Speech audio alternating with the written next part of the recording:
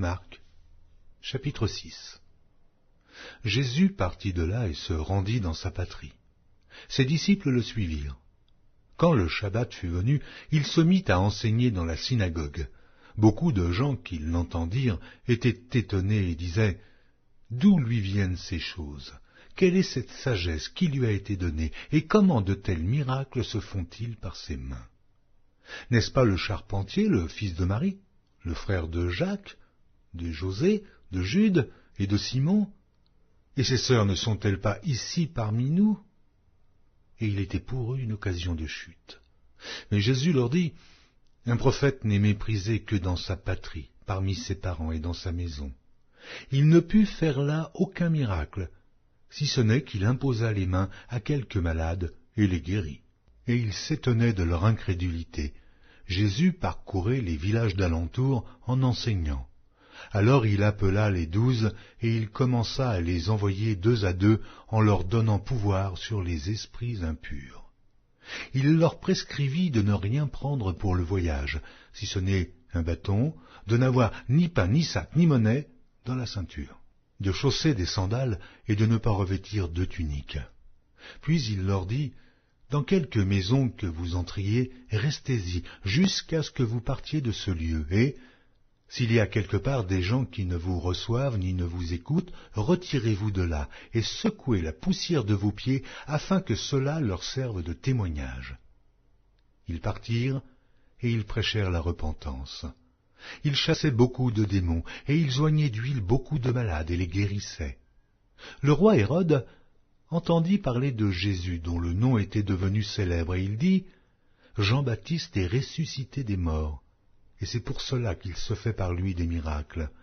D'autres disaient « C'est Élie » et d'autres disaient « C'est un prophète, comme l'un des prophètes. » Mais Hérode, en apprenant cela, disait « Ce Jean que j'ai fait décapiter, c'est lui qui est ressuscité. » Car Hérode lui-même avait fait arrêter Jean et l'avait fait lier en prison à cause d'Hérodias, femme de Philippe, son frère, parce qu'il l'avait épousée et que Jean lui disait « Il ne t'est pas permis d'avoir la femme de ton frère. » Hérodias était irritée contre Jean et voulait le faire mourir, mais elle ne le pouvait, car Hérode craignait Jean, le connaissant pour un homme juste et saint.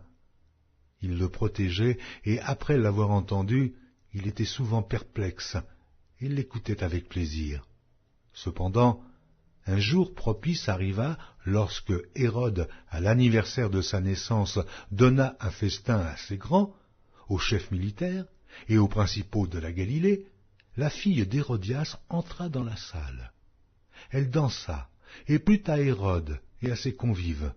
Le roi dit à la jeune fille « Demande-moi ce que tu voudras, et je te le donnerai. » Il ajouta avec serment « Ce que tu me demanderas, je te le donnerai, fût-ce la moitié de mon royaume. » Étant sortie, elle dit à sa mère « Que demanderai-je » Et sa mère répondit « La tête de Jean-Baptiste. » Elle s'empressa de rentrer aussitôt vers le roi et lui fit cette demande « Je veux que tu me donnes à l'instant, sur un plat, la tête de Jean-Baptiste. » Le roi fut attristé, mais à cause de ses serments et des convives, il ne voulut pas lui faire un refus. Il envoya sur-le-champ un garde avec ordre d'apporter la tête de Jean-Baptiste. Le garde alla décapiter Jean dans la prison et apporta la tête sur un plat. Il la donna à la jeune fille, et la jeune fille la donna à sa mère. Les disciples de Jean, ayant appris cela, vinrent prendre son corps et le mirent dans un sépulcre. Les apôtres, s'étant rassemblés auprès de Jésus, lui racontèrent tout ce qu'ils avaient fait et tout ce qu'ils avaient enseigné. Jésus leur dit « Venez à l'écart dans un lieu désert et reposez-vous un peu, car il y avait beaucoup d'allants et de venants, et ils n'avaient même pas pris le temps de manger. » Ils partirent donc dans une barque pour aller à l'écart, dans un lieu désert. Beaucoup de gens les virent s'en aller, et ils les reconnurent, et de toutes les villes on accourut à pied, et on les devança au lieu où ils se rendaient. Quand il sortit de la barque, Jésus vit une grande foule et fut ému de compassion pour eux, parce qu'ils étaient comme des brebis qui n'ont point de berger, et il se mit à leur enseigner beaucoup de choses. Comme l'heure était déjà avancée, ses disciples s'approchèrent de lui et dirent, « Ce lieu est désert, et l'heure est déjà avancée. Renvoie-les, afin qu'ils aillent dans les campagnes et dans les villages des environs pour s'acheter de quoi manger. » Jésus leur répondit, « Donnez-leur vous-même à manger. » Mais ils lui dirent, « Irions-nous acheter des pains pour 200 deniers et leur donnerions-nous à manger ?» Il leur dit, « Combien avez-vous de pain?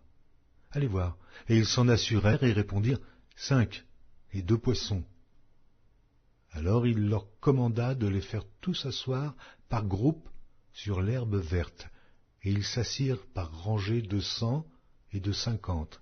Il prit les 5 pains et les 2 poissons, et, levant les yeux vers le ciel, il rendit grâce. Puis il rompit les pains, et il les donna aux disciples, afin qu'ils les distribuassent à la foule.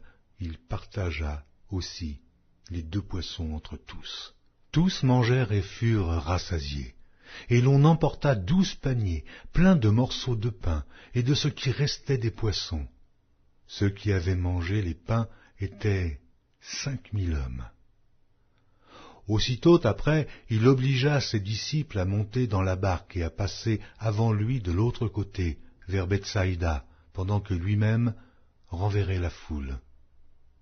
Quand il l'eut renvoyé, il s'en alla sur la montagne pour prier. Le soir étant venu, la barque était au milieu de la mer, et Jésus était seul à terre. Il vit qu'ils avaient beaucoup de peine à ramer, car le vent leur était contraire.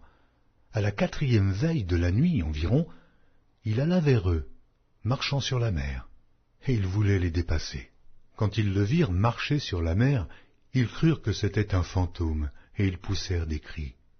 Car ils le voyaient tous, et ils étaient troublés. Aussitôt Jésus leur parla et leur dit, « Rassurez-vous, c'est moi. N'ayez pas peur. » Puis il monta vers eux dans la barque, et le vent cessa. Ils furent en eux-mêmes tous stupéfaits et remplis d'étonnement, car ils n'avaient pas compris le miracle des pains, parce que leur cœur était endurci. Après avoir traversé la mer, ils vinrent dans le pays de Génézareth, et ils abordèrent. Quand ils furent sortis de la barque, les gens, ayant aussitôt reconnu Jésus, parcoururent tous les environs, et l'on se mit à apporter les malades sur des lits, partout où l'on apprenait qu'il était. En quelques lieues qu'il arriva dans les villages, dans les villes ou dans les campagnes, on mettait les malades sur les places publiques, et on le priait de leur permettre seulement de toucher le bord de son vêtement, et tous ceux qui le touchaient étaient guéris.